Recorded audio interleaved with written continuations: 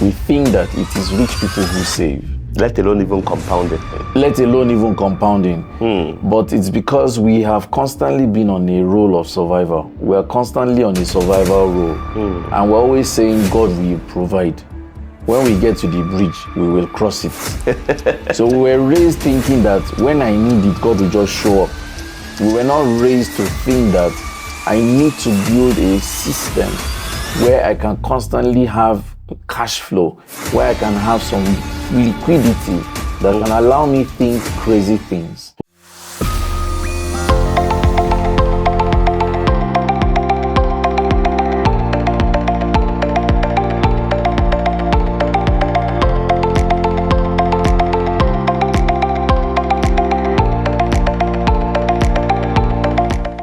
Hello, Your Excellency. It's the Money Mindset with Razak. How are you? And hope you're doing well. Today, we will be discussing something very, very important. The topic is, what is your zero bank balance? I'm sure you'll be imagining zero bank balance and how does that have to do with personal finance? But I'm not alone in the studio. I'm here today with the enigmatic, the octopus, Coach Sam Obafemi. How are you? Zach, I'm fine, thank you. Thank you for having me. Yeah, glad to have you in the studio today. I remember 2018 you wrote a book, but what do I know? And lesson 21 in that book has to do with your zero bank balance. What's the concept behind that? Thank you very much. So that concept, I think I caught it in 2016 or so. I was watching CNN sometime around June of 2016. And I think if I get my memory right, that was when iPhone 6 came out. And they had said around that June that Apple said they had sold over 1 million units within a few hours of launching that particular version. They also said 1 million units. Yes, 1 million units. You know the way Apple phones are. People go and queue, pre-order, they go queue, hours on the queue to get their own devices. They also claimed that they had liquid cash of about $500 billion. That's Apple. That's $500 billion. And when I saw that on CNN, it just hit me. They said that money was necessary for R&D, research and development. So when they said so, it hit me. I was like, that's actually true. A business that will be agile, that will be immune, and that would be able to beat inflation and also be able to improve on their research and development for testing of new ideas, services, and products, such a company or business, or in some cases, or in all cases, individuals, must be able to be focused on having their new zero balances improved over time. So what is the... But that's applicable to individuals. Very, very applicable. You know, the thing is, because of the way we were raised in our own climb here, we were not trained to save. Saving is like an elitist behavior. We think that it is rich people who save. Let alone even compounding. Let alone even compounding. But it's because we have constantly been on a role of survival. We are constantly on a survival role. And we're always saying, God will provide. When we get to the bridge, we will cross it. So we were raised thinking that when I need it, God will just show up. We were not raised to think that I need to build a system where I can constantly have cash flow, where I can have some liquidity that can allow me think crazy things. So when we see people, especially businesses that are able to create ideas, products, services that may not even necessarily succeed, but you will see them trying out new things, testing new markets, testing new ideas, testing product variations, and just giving it a shot. These businesses are not always taking loans to do that. And they're not always looking for money to borrow to do that. They're actually dipping into their new zero balance to do that. And so what's the concept of zero balance? The concept of zero balance, which I claim to have created in terms of concept, is that At every given point, an individual or a business must decide an amount below which they will not go at any given time for any reason, unless it is an emergency or unless it is for a revenue generating venture. I love that part when you say an amount, the zero balance, because when I read it in 2018, I think, or 2018-19, you said at the point you started with 500,000. Yes. At the point it grew to 1.2. Yes. And I inculcate that culture and tell myself that I need to have a zero balance. Very important. Because, well, I mean, as an individual, oftentimes emergency happen. Yes. And a lot of time people are running helter-skelter. Yeah. Let me call my friend. Let me call this. Yes. Sometimes when people want to start business, like, I need to raise the money. There is no liquid cash for people. Yes. So it's really quite interesting. It is very key. And any serious business should be able to do that. I'll give you an example. Last year, October 2024, October 9th, precisely my birthday, I launched a business called the Octopus Meal. The Octopus Meal is spicy, smoky jollof with octopus protein. So I ran it in partnership with an existing jollof rice business that already on their menu have jollof rice with goat meat and beef and fish and turkey, all the works, but they didn't have octopus protein. Now my brand name is the Octopus. And I decided to go that route to create that item on their menu. Now between when I caught that idea in August last year and October 9, I had spent well over 6 million naira just testing. Testing the spice of the rice. Testing the size of the octopus. Should we put 2 in a box or 1 in a box?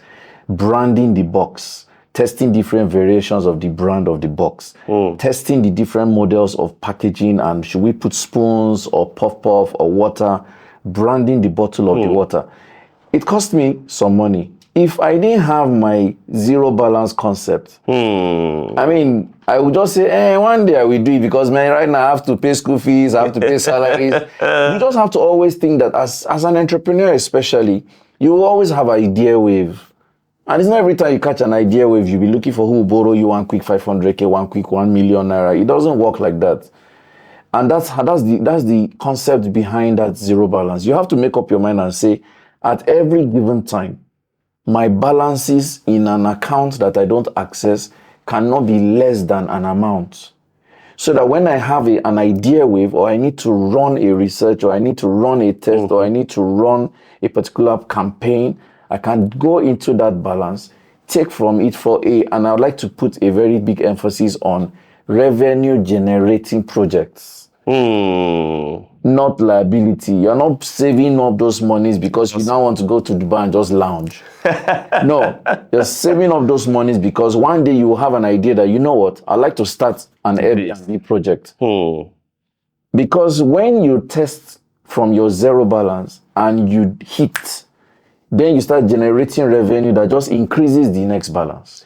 Exactly, because, I mean, when you were talking about this, what I did when you wrote that book was to first set up a 6-month and ask myself, in terms of emergency, how much do I need every month? Because it was after I read your book, I have to make that decision. Yes. How much do I need every month?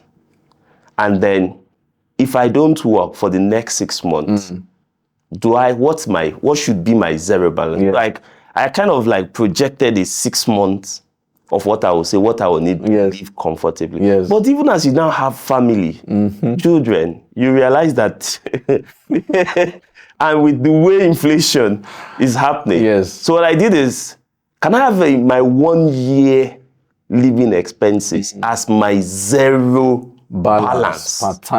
Part time.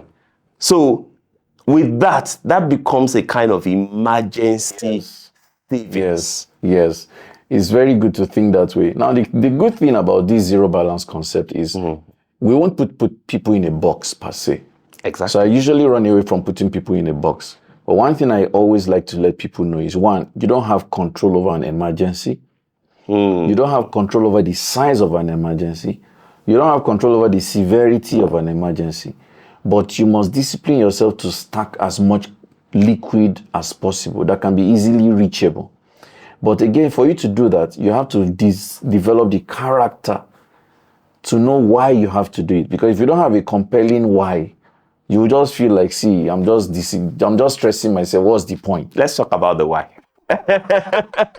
Let's talk about the why. So for someone like me, my why is that, one, I love to be comfortable. I hate to be under pressure because I don't have access to resources that can make me move. I'm very impulsive and spontaneous when it comes to ideas. So my why is that anytime I catch an idea wave, I should be able to just go, take funds and execute. That's number one. Number two, why for me is I really love to see people's life improve. So because I'm a community expert, I love to make people in my community partner with me to build their own businesses. So in my own community currently, for example, I have partnered with a food business to do my own food business. I have partnered with a fashion business to do a fashion line and collection for my wife. Let's talk about that collection. Because it's quite interesting about the way you say collection for your wife. I mean, I'm still going to come back to the issue of around the community. Yes. We'll talk about that towards the end of this session, because I feel a lot of people who want to make money don't leverage on the community part. I agree. Let's talk about the collection of it. So this collection, this woman has been making clothes for my wife for as far back as maybe 7 years now or so. And then one morning I just said, you know what? Let's create a collection in the name of my wife. So we traveled to just go rest, my wife and I invited her for lunch break, some lunch, and then we're talking. And I said, I want to create a line on your fashion brand named this way for my wife. She was wondering, wow, what does this mean? So I told her, let's call the collection this line. I'll leave you with the creativity. You're the fashion person. Decide what the styles look like and what the role looks like. Okay. You're going to come out, and she decided, we're going to do 10 different designs, and that set of 10 designs will fit into the name we have created for my wife. So we trademarked that name. Then now we're building a 10 million naira collection that we will be selling every quarter. Now, what does this do? One, it has immortalized my wife's name. That's one. Secondly, it has expanded my stream of revenue. That's two. Thirdly, it has expanded her own production. Because before now, she used to do a maximum production of 3 million, 4 million. Now we have jacked that up to 10 million just for this collection. Whereas your wife is not the fashion designer herself. My wife is just to wear clothes and chill. That's her own. Her own is just to wear the clothes, wear it around, take pictures, send to her. They post it and promote it. People buy it because it looks good on my wife. Now, this is the sweetest spot. She now asked me, so what will be the revenue from? What's the sharing formula? I said, you know what? Every quarter, we'll do sales of minimum of 10 million naira. When we remove the net when we remove the cost of the project, whatever the net, you and my wife will decide you want to share it. I don't even want a penny. So it's not just my wife wearing new clothes every time, but she's going to be making whatever percentage they decide to share. Let's put it at best 50-50. I don't want a penny from that. But for me, if my wife is going to be keeping a neighborhood of 5 million every quarter from just wearing clothes, you're good. And you guess what? We have podcasts, we have communication channels. It means that the more we storify this thing she's wearing, the higher the sales. And if we just put a premium to promoting it, the bigger the revenue she gets. That's just the way this thing works. And when is this coming out? Just because I'm sure some people might also be quite interested in this collection. So we're looking at Easter period of this year, which is April. That's the target plan. We're looking forward to Easter period when we're going to go crazy. But by this time next week, all our socials will be lit up with the branding of this collection. But let's go back to the zero balance. We've talked about the what. Yes. We've talked about the why. Yes. Let's talk about the how. Fantastic. Let's talk about how. How do people kind of build up emergency? How do people build up zero balance? Okay, good. First thing, I would like to say caveat. You're not building a zero balance based on what is left from what you have earned. You cannot do it. You do your zero balance by deciding an amount in advance.